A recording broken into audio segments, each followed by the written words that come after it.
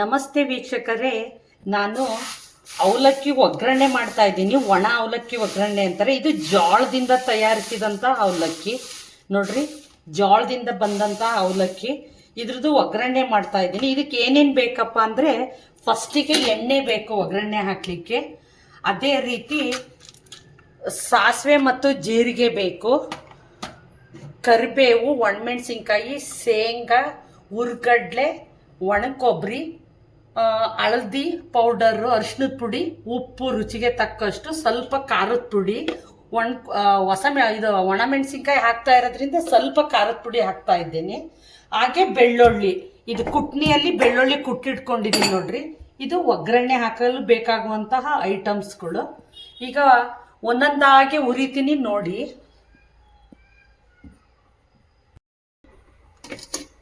Stove on ಮಾಡ್ಕೊಳ್ತಾ ಇದ್ದೀನಿ ವೀಕ್ಷಕರೇ.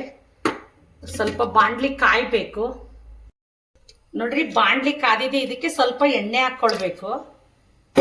ಎಣ್ಣೆ ಈಗ ಕಾಯಬೇಕು ವೀಕ್ಷಕರೇ. ಎಣ್ಣೆ ಕಾದಿದೆ. ಈ ಸಂದರ್ಭದಲ್ಲಿ ಹುರ್ಗಡ್ಲೆ ಹಾಕೊಳ್ತಾ ಇದ್ದೀನಿ.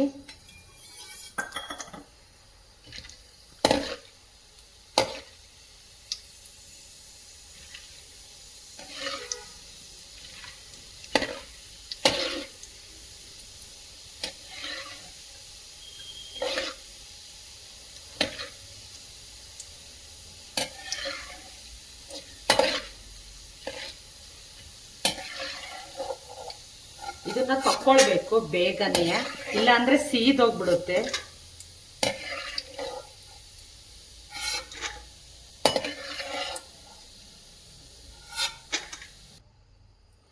ಹುರ್ಗಡ್ಲೆ ಹುರ್ಕೊಂಡೈತೆ. ಅದೇ ರೀತಿ ಶೇಂಗಾ ಹುರ್ಕೊಳ್ಬೇಕು ಫಸ್ಟ್.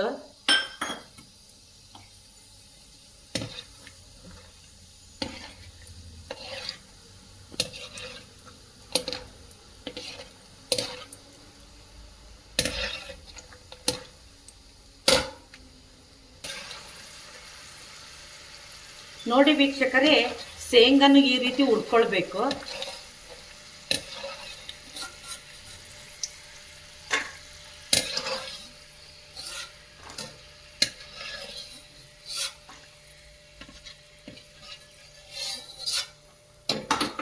ಅದೇ ರೀತಿ ಒಣ ಕೊಬ್ಬರಿ ಹೆಚ್ಚಿಟ್ಕೊಂಡಿದ್ದೀನಿ, ಅದನ್ನು ಹುರ್ಕೊಳ್ಬೇಕು.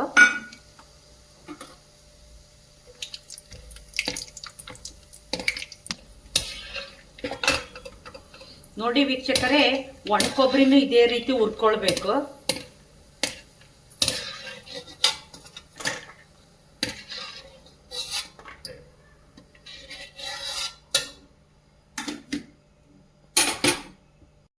ವೀಕ್ಷಕರೇ, ಎಣ್ಣೆ ಕಾದಿದೆ.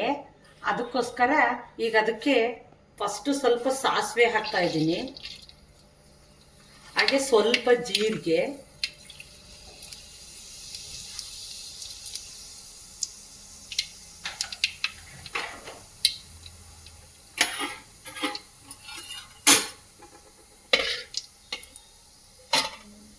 ಅದೇ ರೀತಿ ಕರಿಬೇವು,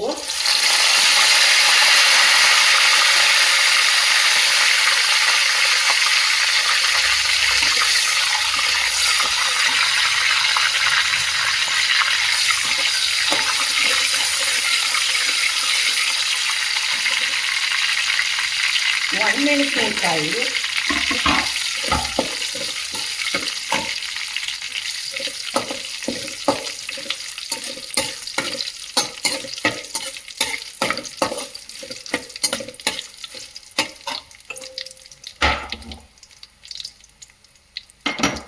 ಬೆಳ್ಳುಳ್ಳಿನ ಕುಟ್ಟಿಟ್ಕೊಂಡಿದ್ದೀನಲ್ಲ ಕುಟ್ನಿಯಲ್ಲಿ, ಅದನ್ನ ಹಾಕ್ತಾ ಇದ್ದೀನಿ.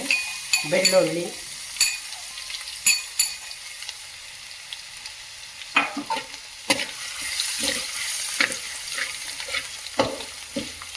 ಇವೆಲ್ಲವನ್ನು ಮಿಶ್ರಣ ಮಾಡಬೇಕು ಚೆನ್ನಾಗಿ.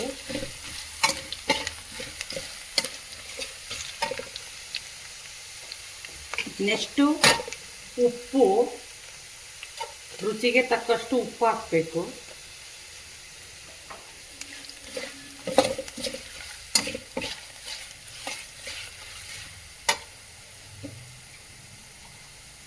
ಹಾಗೆ ಅರಿಶಿಣದ ಪುಡಿ,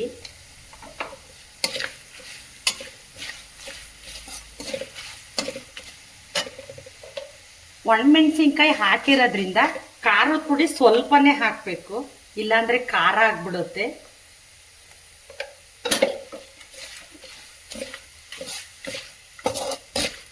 ಇದೆ ಎಲ್ಲವನ್ನು ಮಿಶ್ರಣ ಮಾಡಬೇಕು.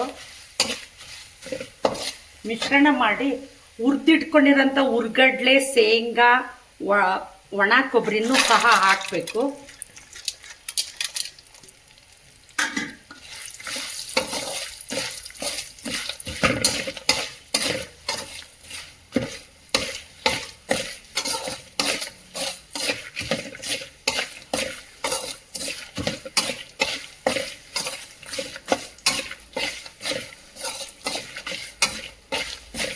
ವೀಕ್ಷಕರೇ, ಒಗ್ಗರಣೆ ರೆಡಿ ಆಗಿದೆ ಅವಲಕ್ಕಿಗೆ. ಈಗ ಅವಲಕ್ಕಿನ ಹಾಕಬೇಕಾಗುತ್ತೆ. ವೀಕ್ಷಕರೇ, ಇಲ್ಲಿ ಒಗ್ಗರಣೆ ರೆಡಿ ಆಗಿದೆ. ಈ ಸಂದರ್ಭದಲ್ಲಿ ಅವಲಕ್ಕಿನ ಹಾಕಬೇಕು. ಅವಲಕ್ಕಿನ ಹಾಕಿ ಎಲ್ಲ ಮಿಶ್ರಣ ಮಾಡಬೇಕು.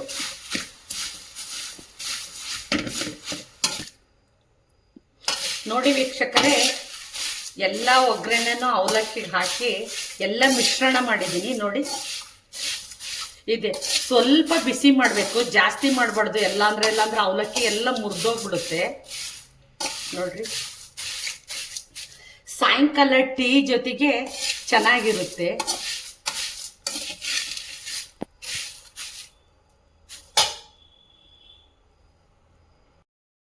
ನೋಡಿ ವೀಕ್ಷಕರೇ, ಅವಲಕ್ಕಿ ರೆಡಿ ಆಗಿದೆ.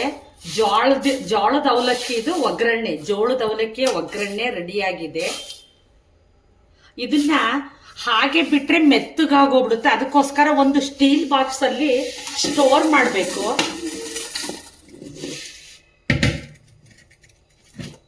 ನೋಡಿ, ಒಂದು ಸ್ಟೀಲ್ ಬಾಕ್ಸ್ ಅಲ್ಲಿ ಸ್ಟೋರ್ ಮಾಡಬೇಕು.